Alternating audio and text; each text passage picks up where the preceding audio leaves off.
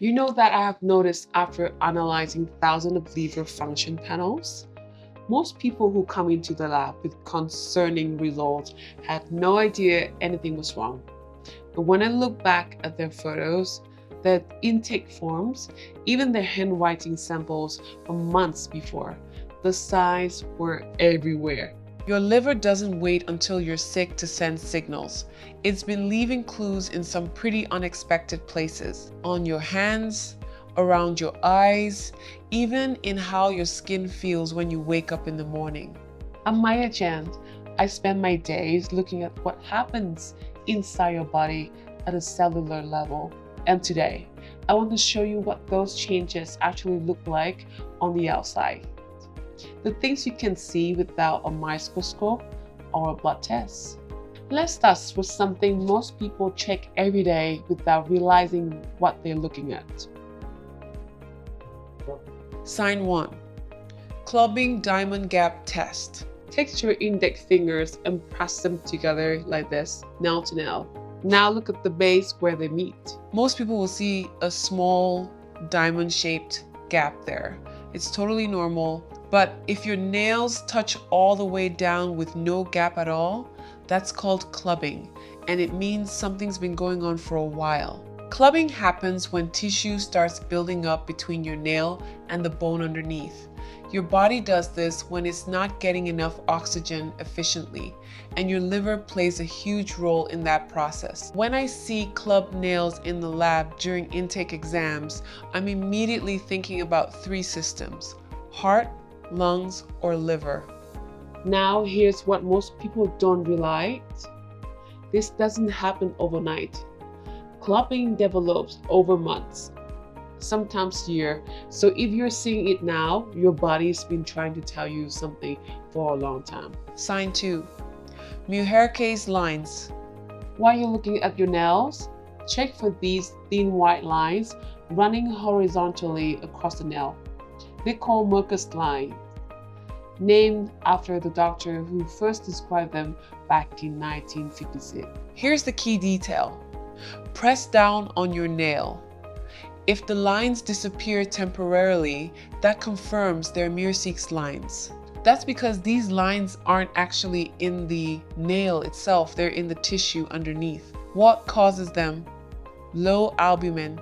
Albumin is a protein your liver produces constantly and is essential for keeping fluid balanced in your bloodstream. When your liver starts struggling, albumin production drops, and these lines show up. We see this a lot in chronic liver disease, but also in kidney issues and severe malnutrition.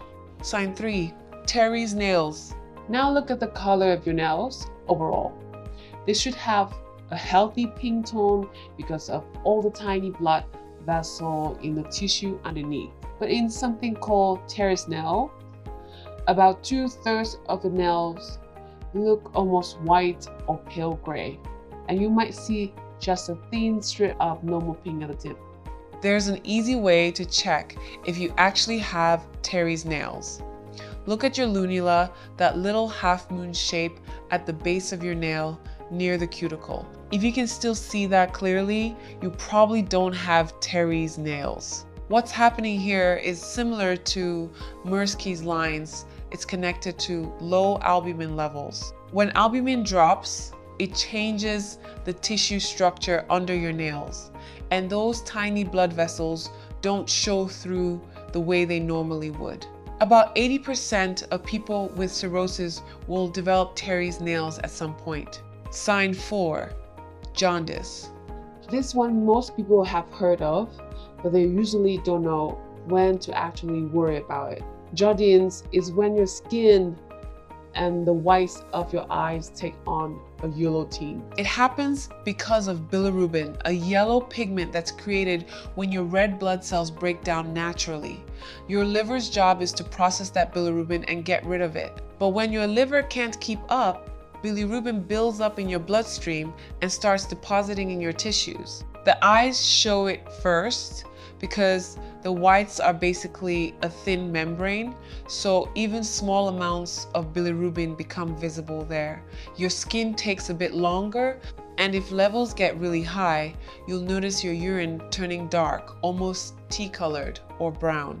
That's bilirubin being filtered out through your kidneys instead. Now, not all jaundice means liver disease. Newborns get it because their livers are still developing.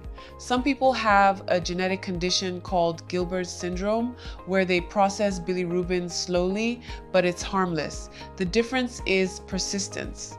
Sign 5, spider nevi.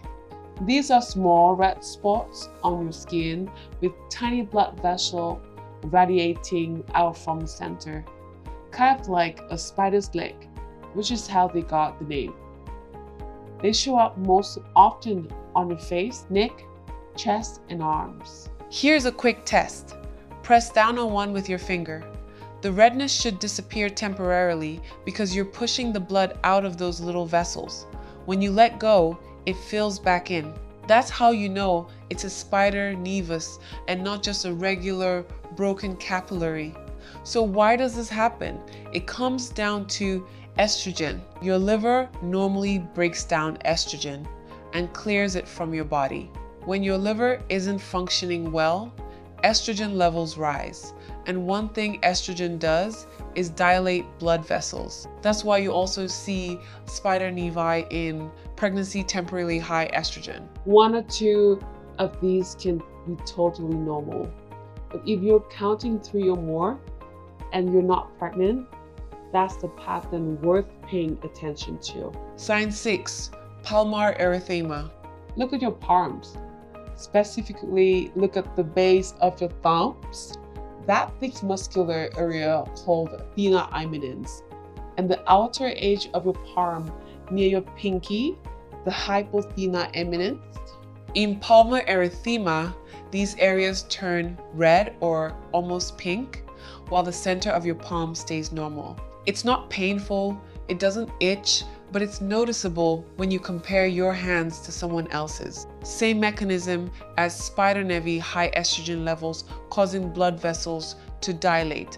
Again, you see this in pregnancy for the same reason. But outside of pregnancy is one of the signs that makes me wonder about liver function. Sign 7, ascites. This is ascites fluid buildup in the abdominal cavity. In severe cases, the abdomen can hold up to 15 liters of fluid. People sometimes look pregnant, and the pressure can make it incredibly hard to breathe because the fluid pushes up on the diaphragm. So where does all the fluid come from? You need to understand the portal vein. Basically, when you eat, your intestine absorbs nutrients into your bloodstream, and all of that blood flows through the portal vein directly to your liver. The liver acts like a filter, processing everything before it goes to the rest of your body. But in liver disease, the organ becomes scarred and stiff. That scar tissue physically blocks blood flow through the liver. Imagine pinching a garden hose. Blood backs up in the portal vein, pressure builds, and we call that portal hypertension. When pressure gets high enough, fluid starts leaking out of the blood vessels and into the abdominal cavity. It's not a small amount. I've seen cases where we drain over 10 liters in a single procedure called paracentesis.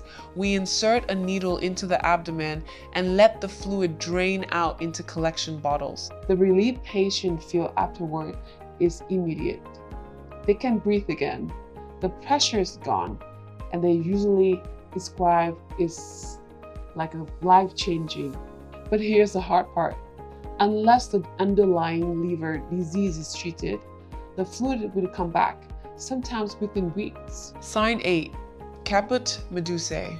When you have portal hypertension from ascites, blood has to find another way back to your heart since the normal route through the liver is blocked. It gets rerouted through smaller veins that weren't designed to handle that kind of volume or pressure. One place this happens is around your belly button. Small veins in the abdominal wall start to enlarge and become visible under the skin, creating the pattern of swollen, twisting veins radiating out from the navel. We call it Caput Medusae, head of Medusa, because it looks like the snake of Medusa's head from the Greek mythology. It's rare to see, but when you do see it, it's unmistakable, and it means portal hypertension is severe. Sign 9, varices. The same rerouting process happens internally, particularly in your esophagus, the tube connecting your mouth to your stomach. Veins there enlarge into what we call esophageal varices. These are thin-walled, fragile, and under high pressure. If one ruptures, it bleeds a lot. And here's what makes it dangerous. People with liver disease already have trouble forming blood clots because the liver produces most of your clotting factors. So when a varix bleeds, it's extremely difficult to stop. This is one of the most life-threatening complications of liver disease. Anyone who works in an emergency department has seen a variceal bleed, and it's something that stays with you. Patients can lose massive amounts of blood very quickly. If someone with known liver disease starts vomiting blood or passes black, tarry stools, that's a medical emergency. Minutes matter. Sign 10. Hepatic encephalopathy, Asterixis. Here's a test I use constantly. Hold your arms straight out in front of you, then bend your wrist back so your fingers point toward the ceiling. Just hold that position. For most people, your hands stay steady. But in liver disease, you might develop this involuntary flapping motion. Your hands drop down and then jerk back up over and over. It's called Asterixis or flapping tremor. What causes it? Ammonia. Your body produces ammonia naturally when it breaks down protein. Normally, your liver converts that ammonia into urea, which your kidneys can safely eliminate.